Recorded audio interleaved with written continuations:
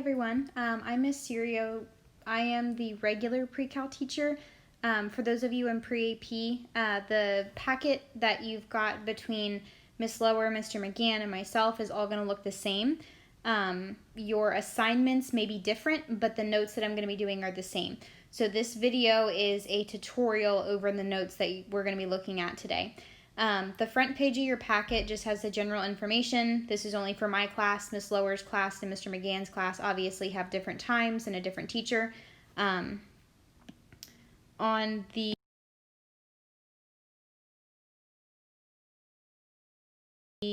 other page, you've just got a unit circle just as a reference guide if you need it. And the review of the graphing sinusoidal functions, this is what we're going to be looking at today. So you have already done this. This is review material. If you have your old notes, I would suggest you maybe go back and look at that on the Google Classroom or McGann's website or wherever you look for those resources if you need help with it as well. So the first graph we're going to be looking at is the sine function. So for the parent graph, y equals sine of x. X is the angle in radians, and then y is the value of that, the sine value of that angle. The points that you're going to be getting are coming from the unit circle. So these blue dots that you see here, if I wanted to evaluate x equals 0, that means I'm going to be taking, so this point here, I would be taking the sine of 0. So that means if you look at your unit circle, you're looking at the y coordinate of 0. Remember that on the unit circle you have sine, you have cosine and then sine. So that value would be 0. The sine of pi over 2 is 1. The sine of pi is 0. The sine of 3 pi over 2 is -1. And then the sine of 2 pi is 0. So those blue dots that you see on there, they're coming from the unit circle. You're evaluating an angle and you're taking the sine of that angle. And that's where these points come from. The diagram that's below is just the connected version of those points. I'm not going to go through adding all those points. You can look at your unit circle if you want to do that. The unit circle will continue to produce the same set of y values over and over again. You can go around that unit circle as many times as you want, and it's still going to repeat this pattern. So this behavior is what's called periodic. Oops. So it's going to create a periodic graph. That shape that you see is going to repeat every 2 pi. So if you're going from 0 to 2 pi like this picture is, it's going to keep repeating that same shape along that distance. So the period of sine is 2 pi. That's why we call it a periodic function. That shape repeats every 2 pi intervals. These next couple pages are exploring cosine. Cosine is also considered to be a periodic function, and again, it has a period of 2 pi. It repeats that same shape every a distance of 2 pi. If you want to use your unit circle, you can do that to recreate the points that you see on these filled in graphs here for you. You would just evaluate like the cosine of 0, the cosine of pi over 6, and those numbers would give you the points on your graph. So those 2 pages were just kind of like the basis of graphing sine and cosine. What we really want to get into is what happens when my graph is not just y equals sine or y equals cosine. If I'm applying some kind of transformation to it, I want to know how to graph that without the calculator. So the 2 equations for transformations are the same. One of them has sine, one of them has cosine. So they're going to look a little bit different, but the rules are the same. The a value that's in the front, so, oops, this value that's right here, this is called our amplitude.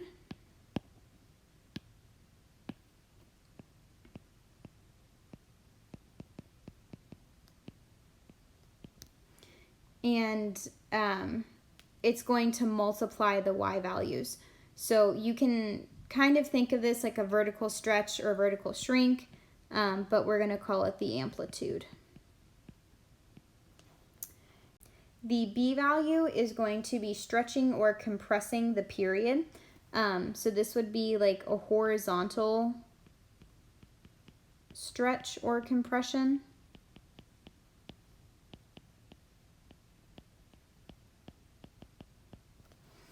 And this formula that's here, this is going to be really important. We're going to use this when we're graphing. The C value, this is called the phase shift. And that is going to move the graph to the left or the right by adding or subtracting the X values. Remember, anything that's attached to an X, so in your formula, this is X minus C, X always lies, so it's going to go in the opposite direction of what you think when you're graphing. D is the vertical shift, and it either moves you up or down from 0. So let's try some examples. So in example 1, we've got a sine curve, and I'm going to graph the things that I know first and then start calculating. So the 5 that's in the front, this is my amplitude. I'm going to put amp for short. My -4 that's in the back, this is going to be the middle of the graph. And we're going to label that on the y-axis. So over here, I'm going to put a -4 on the middle box. The minus pi over 3 that you see here, this is the starting point, and that's going to go on your x-axis. But remember, it's attached to an x. X lies. So instead of starting at negative pi over 3, this is really going to be starting at positive pi over 3.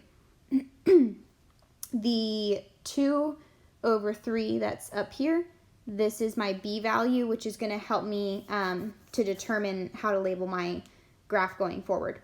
So looking at your amplitude, that 5 that's in the front, that's telling you on the y-axis how far above -4 can I go and how far below -4 can I go.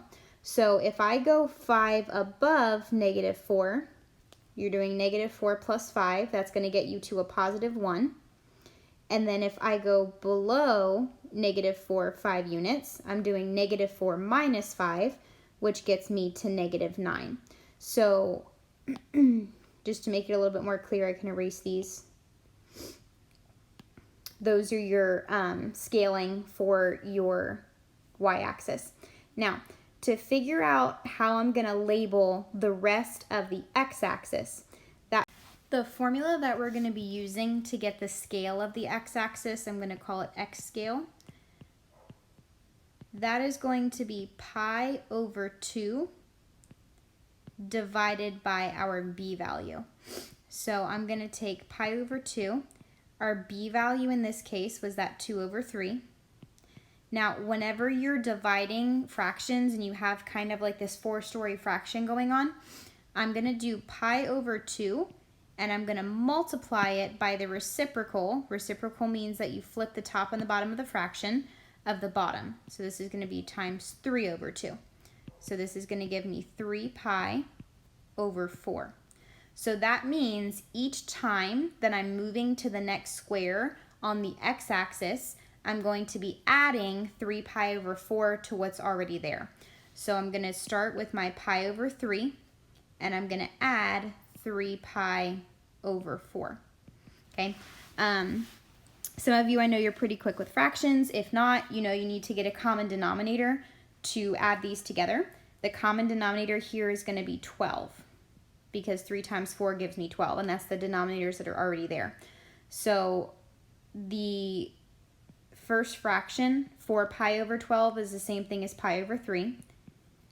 And then 9 pi over 12 is the same thing as 3 pi over 4. On the first fraction, I multiplied the top and bottom by 4. On the second one, I multiplied the top and bottom by 3. So I'm going to get 13 pi over 12. And that's going to go right here. Okay? And you're just going to continue adding the 3 pi over 4 to each interval. So this is going to give me 11 pi over 6, 31 pi over 12, 10 pi over 3. And the reason that my fractions kind of have a different denominator is because they are, I'm reducing the answers that I get. You can either type this in the calculator or you can do it by hand. I'm not going to go through all the fraction work. This is just the basis of it. So I'm just going to graph one cycle for this example. The function that I'm looking at is sine. I know that because it says sine right in my equation here. That means that my graph has the same general shape as the sine graph on the first page of your notes. So the sine graph starts in the middle, then it goes high, goes back to the middle, then it goes low, then it goes high. So I'm going to graph it middle, high, middle, low, high. So the shape of my graph is going to look something like this. Okay? Now we're going to do an example with cosine. This is the same exact procedure, except our graph, the shape of cosine is a little bit different.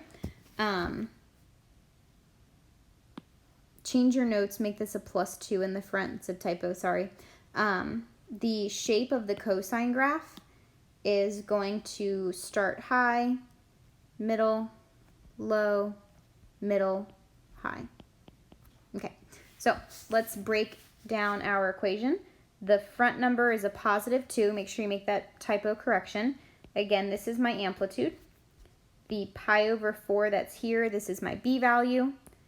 The -1/6, this is the starting on my x-axis. And then the +3 that's here, this is the middle of my graph on the y-axis. So I'm going to go ahead and plot a 3. My start is 1/6. Since it's negative in the equation, when it goes on the graph, it's going to be positive. And then my amplitude is going to tell me how far above and how far below 3 I can go. So if I add 2 to 3, that gets me to 5. If I subtract 2, that gets me to 1. And that is my scaling. Okay, I need to figure out my x scale. So I'm going to do pi/2 divided by b. So we've got pi/2 divided by our b value, which is pi/4. And I'm going to flip the bottom fraction and multiply. So the pi's are going to cancel, and I'm going to be left with 4/2, which reduces down to just 2. So each time I'm going to be adding 2 to whatever number was prior on my x-axis. So I'm going to have 1/6, and I'm going to add 2. My common denominator here has to be 6. So if I write 2 with a common denominator of 6, that becomes 12/6. So this gives me 13/6. That's going to go right here. And then you're going to keep adding that. I'm just going to do one cycle again on this one.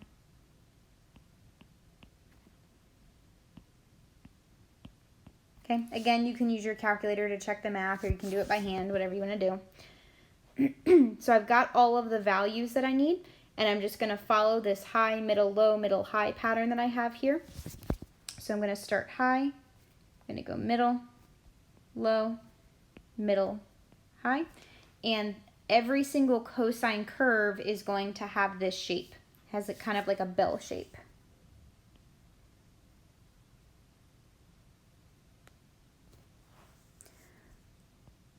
It's really hard to draw with the Apple Pencil, but there we go. Okay, so that's what your graph should look like. All of the questions that are on the practice assignment use these rules, and they're just looking at graphing sine and graphing cosine. The first two problems on your practice assignment, it asks you to just graph sine and to just graph cosine. The first page of these notes, that's what it is. So you can pretty much just pull those answers and use that for your practice. The other ones, you're going to have to use the rules that we went over with the A, B, C, and D, and putting those on your graph with your middle point, amplitude, your B value, all that good stuff, okay? You can email me, you can email Miss Lower or Mr. McGann if you have any questions.